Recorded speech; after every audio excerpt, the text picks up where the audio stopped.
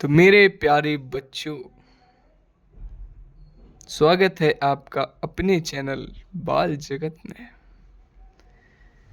जैसा कि आपको जानकारी है कि हम पढ़ रहे हैं लेसन दूसरा, और दूसरे लेसन का ये है दूसरा पार्ट। हमने पढ़ा था पृथ्वीराज चौहान तक और आगे हम पढ़ने वाले हैं चोल राज्य नज़दीक से एक नज़र। अब हम जानेंगे चोल राज्य के बारे में। ये एक दिया गया है मानचित्र जो कि चोल राज्य और उनके पड़ोसियों का है। देखते हैं उदयपुर से तंजावुर तक चोल वंश सत्ता में कैसे आया, बड़ा सवाल है। कावेरी डेल्टा में मुटरियार नाम से प्रसिद्ध एक छोटे से मुखिया परिवार की सत्ता थी। वे कांचीपुरम के पल्लव राजाओं के मातहत थे। ये देखिए यहाँ बेटा, ये आप देख सकते हैं, ये तंजावुर है, उदयपुर है, ये वाली एरिया है ना। तो उरैयार के चोल वंशीय प्राचीन मुखिया परिवार के विजयालय ने 9वीं सदी के मध्य में मुटरियारों को हराकर इस डेल्टा पर कब्जा जमाया। उसने वहां तंजावुर शहर और निशुंभ सुदनी देवी का मंदिर बनवाया। विजयालय के उत्तराधिकारियों ने पड़ोसी इलाकों को जीता और उनका राज्य अपने क्षेत्रफल तथा शक्ति दोनों रूपों में बढ़ता गया। दक्षिण और उत्तर के पांड्यन और पल्लव के इलाके इस राज्य का हिस्सा बना लिए गए। राजराज प्रथम, जो सबसे शक्तिशाली चोल शासक माना जाता है, कौन? राजराज प्रथम 985 में राजा बना और उसी ने इसमें से ज़्यादातर क्षेत्रों पर अपने नियंत्रण का विस्तार किया। उसने महाराष्ट्र के प्रशासन का भी पुनर्गठन किया। राजराज के पुत्र राजेंद्र प्रथम, कौन? राजेंद्र प्रथम ने अपनी नीतियों को जारी रखा और उसने गंगा घाटी, श्रीलंका तथा दक्षिण पूर्वी एशिया के देशों पर हमला भी किया। इन अभियानों के लिए उसने एक जल सेना भी बनाई। भव्य मंदिर और कांस्य मूर्तियाँ। तो हमने पहले देखा कैसे कि चोल वंश कैसे आया। अब उसके बाद उन्होंने क्या किया, इसके बारे में देखते हैं कि भव्य मंदिर और कांस्य मूर्तियां जो हम लोगों को मिली हैं उनसे पता चला इन लोगों ने क्या क्या किया। जैसे कि राजराज और राजेंद्र प्रथम द्वारा बनवाए गए तंजावुर और गंगई कोंड चोलपुरम के बड़े मंदिर स्थापत्य और मूर्तिकला की दृष्टि से एक चमत्कार है। चोल मंदिर अक्सर अपने आसपास विकसित होने वाली बस्तियों के केंद्र बन गए। ये शिल्प उत्पादन के क्षेत्र थे। ये मंदिर शासकों और अन्य लोगों द्वारा दी गई भूमि से भी संपन्न हो गए थे। इस भूमि की उपज उन सारे विशेषज्ञों का निर्वहन करने में खर्च होती थी जो मंदिर के आसपास रहते और उसके लिए काम करते थे, जैसे कि पुरोहित, मालाकार, बावर्ची और मेहतर। ये देखिए बेटा चित्र नंबर 3 जो कि ये है गंगई कोंड चोलपुरम का एक मंदिर है। ठीक है, ये देखो छत जिस तरह से क्रमशः पतली होती गई है उस पर गौर करें। ये देखो, ये बाहरी दीवारों को सजाने के लिए पत्थर की प्रतिमाएं अलंकृत की गई हैं। ये देखो कैसे इन्होंने ऐसे ऐसे प्रतिमाएं बनाई हैं, है ना। बावर्ची, मेहतर और संगीतकार, नर्तक इत्यादि। दूसरे शब्दों में मंदिर सिर्फ पूजा आराधना के स्थान नहीं थे, वे आर्थिक, सामाजिक और सांस्कृतिक जीवन के केंद्र भी थे। मंदिर के साथ जुड़े हुए शिल्पों में सबसे विशिष्ट था कांस्य प्रतिमाएं। जैसे ये कांस्य प्रतिमाएं बेटा, कांस्य प्रतिमाएं बनाने का काम। चोल कांस्य प्रतिमाएं संसार की सबसे उत्कृष्ट कांस्य प्रतिमाओं में गिनी जाती हैं। ज़्यादातर प्रतिमाएं तो देवी देवताओं की ही होती थीं, लेकिन कुछ प्रतिमाएं भक्तों की भी बनाई गई थीं। कृषि और सिंचाई। अब कृषि और सिंचाई उनकी कैसी थी? चोलों की कई उपलब्धियां कृषि में हुए नए विकासों के माध्यम से संभव हुई। मानचित्र 2 में देखिए, गौर कीजिए कि कावेरी नदी जो कि पीछे था बेटा, है ना, कि खाड़ी में मिलने से पहले कई छोटी छोटी शाखाओं में बढ़ जाती है। ये शाखाएं बार बार पानी उलीचती हैं, जिससे किनारों पर उपजाऊ मिट्टी जमा होती रहती है। शाखाओं का पानी कृषि विशेषता चावल की खेती के लिए आवश्यक आर्द्रता भी मुहैया कराता है। हालांकि तमिलनाडु के दूसरे हिस्सों में कृषि पहले ही विकसित हो चुकी थी, पर 5वीं या 6ठी सदी में आकर ही इस इलाके में बड़े पैमाने पर खेती शुरू हो पाई। कुछ इलाकों में जंगलों को साफ किया जाना था और कुछ दूसरे इलाकों में ज़मीन को समतल किया जाना था। डेल्टा क्षेत्रों में बाढ़ को रोकने के लिए तटबंध बनाए जाने थे और पानी को खेती तक ले जाने के लिए नहरों का निर्माण होना था। कई क्षेत्रों में एक साल में 2 फसलें उगाई जाती थीं। मतलब एक साल में 2-2 फसलें ये लोग उगाते थे। मतलब उस समय भी ठीक-ठाक ये लोग जान रहे थे चीज़ों के बारे में। अब देखते हैं चित्र 4, जो कि ये है। चोल कांस्य प्रतिमा कितनी सावधानी के साथ उसे अलंकृत यानी उसको आभूषण वगैरह और उसको सजाया गया है। इस पर गौर कीजिए, ऐसी प्रतिमाएं किस तरह बनाई जाती थी। यह जानने के लिए अध्याय 6 देखिए। हम लोग अध्याय 6 में देखेंगे कि ये प्रतिमाएं कैसे बनती थी। आगे देखते हैं, कई जगहों पर फसलों की सिंचाई क्रमिक रूप से करना जरूरी था। सिंचाई के लिए कई पद्धतियां अपनाई जाती थीं। कुछ इलाकों में कुएं खोदे गए, कुछ अन्य जगहों में बारिश के पानी को इकट्ठा करने के लिए विशाल सरोवर बनाए गए। स्मरण रहे कि सिंचाई के काम में योजना की जरूरत होती है, जैसे कि श्रम और संसाधनों की को व्यवस्थित करना, इन कामों की देख रेख करना और यह तय करना कि पानी का बंटवारा कैसे किया जाए। ज़्यादातर नए शासकों, साथ ही साथ गांव में रहने वाले लोगों ने इन गतिविधियों में सक्रिय रूप से दिलचस्पी दिखाई। मतलब पानी को मेनली बेटा ये था, पानी का स्टोरेज। अब तो आपके यहाँ बहुत बड़े बड़े समर लग गए हैं, है ना। अगर बोला जाए तो मोटर्स बड़े बड़े लगे हैं। और उसके बाद जो अभी की व्यवस्था चल रही, जैसे कि अब नदी वगैरह से पानी लोग नहीं यूज करते हैं ना, उसके लिए आप समरसेबल लगा हुआ है और नल वगैरह लगे हुए हैं पानी पीने के लिए। अब कुआं वगैरह लोग नहीं यूज करते, लेकिन उस समय इतनी ज़्यादा व्यवस्थाएं नहीं थी। ट्यूबवेल वगैरह इस समय लगा हुआ है सिंचाई के लिए, है ना। सरकार इतनी सारी सुविधाएं दे रही है। पहले उस समय इतना नहीं था। इस समय क्या करते थे लोग, ये नदियों से छोटी छोटी रास्ताएं काटते थे, स्टोर करने के लिए तालाब बनाते थे, कुएँ वगैरह खोदते थे, समझे। काफ़ी मेहनत करते थे, तब पानी की व्यवस्था होती थी।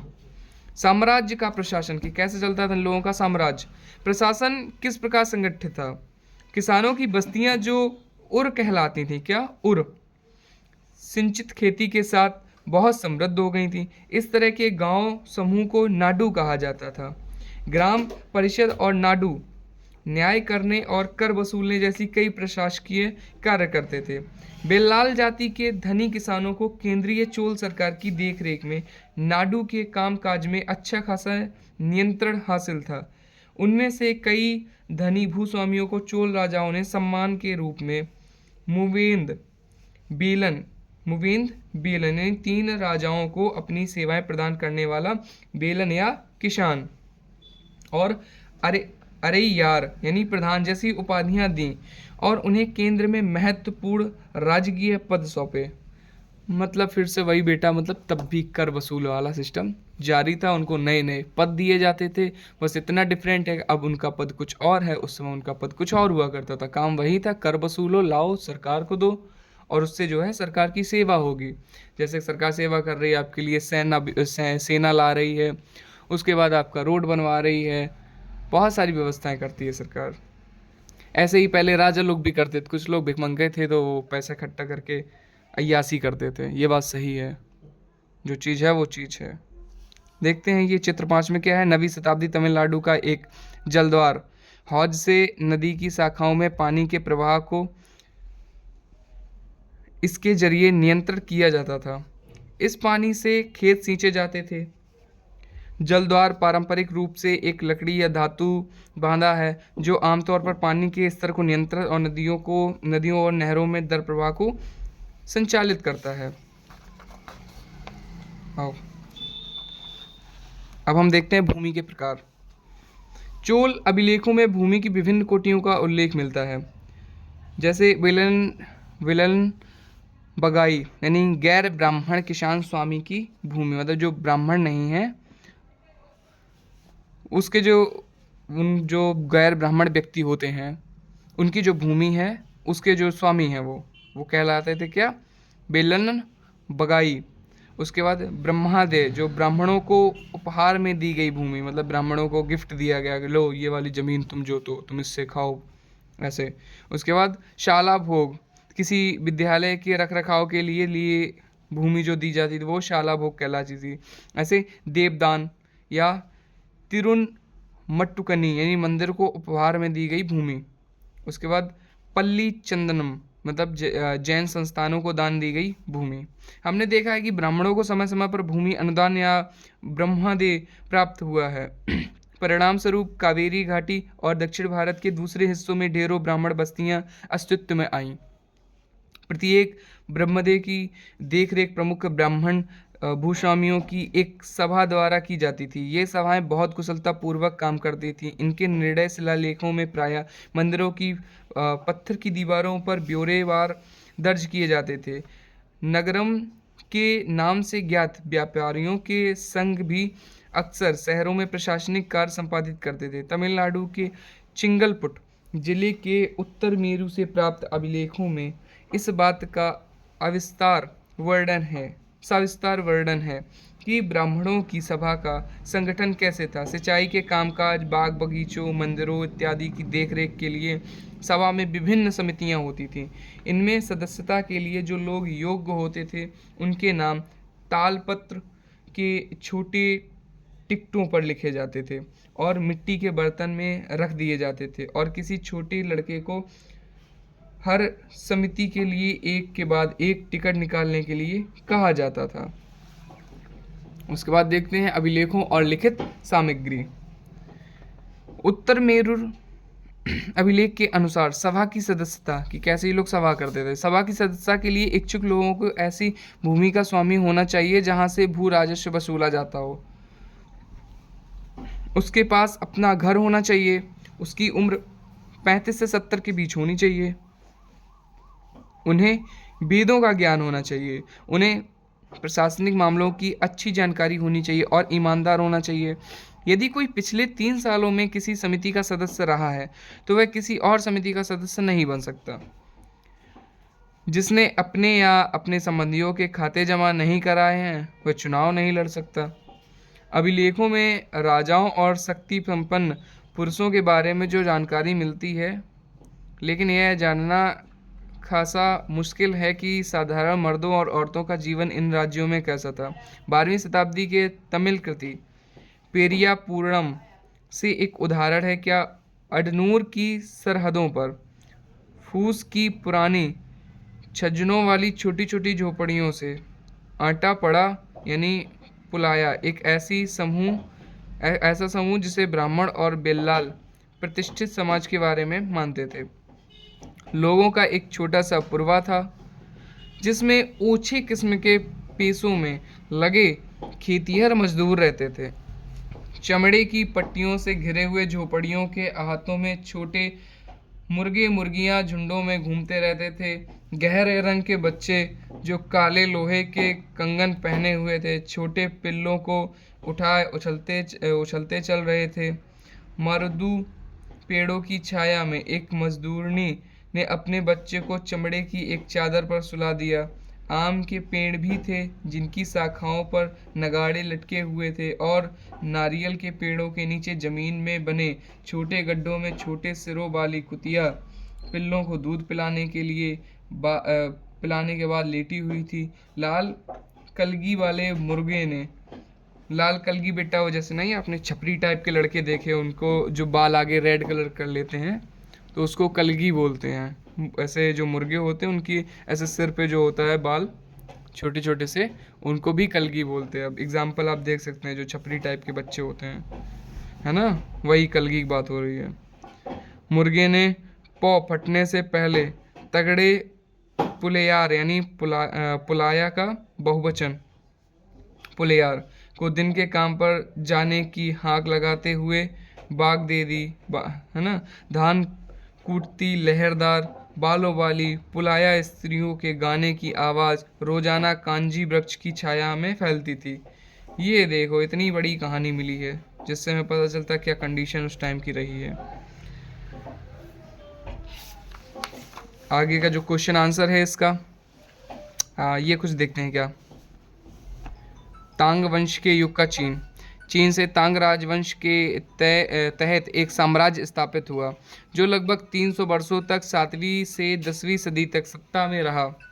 इसकी राजधानी सियान दुनिया के सबसे बड़े नगरों में से एक थी, जहां तुर्की, ईरानी, भारतीय, जापानी और कोरियाई आया जाया करते थे। तांग साम्राज्य परीक्षा के माध्यम से नियुक्त की गई नौकरशाही द्वारा प्रशासित होता था। इन परीक्षाओं में हर इच्छुक व्यक्ति बैठ सकता था। अधिकारियों के चयन की यह व्यवस्था कुछ बदलावों के साथ 1911 तक कायम रही। भारतीय उपमहाद्वीप में प्रचलित व्यवस्थाओं में से यह व्यवस्था किन मायनों में भिन्न थी, आप जान सकते हैं क्या, या बता सकते हैं? कोई बात नहीं, आगे बताते हैं आपको। हाँ, इसके क्वेश्चन आंसर हैं जो कि करवाएंगे आपके नेक्स्ट वीडियो में। तब तक के लिए दीजिए हमको इजाज़त और भेज दीजिए, ये शेयर कर दीजिए अपने दोस्तों के पास, लाइक कर दीजिएगा, कमेंट कर दीजिएगा और बेटा सब्सक्राइब ज़रूर कर लीजिएगा, है ना। आपका दिन शुभ हो।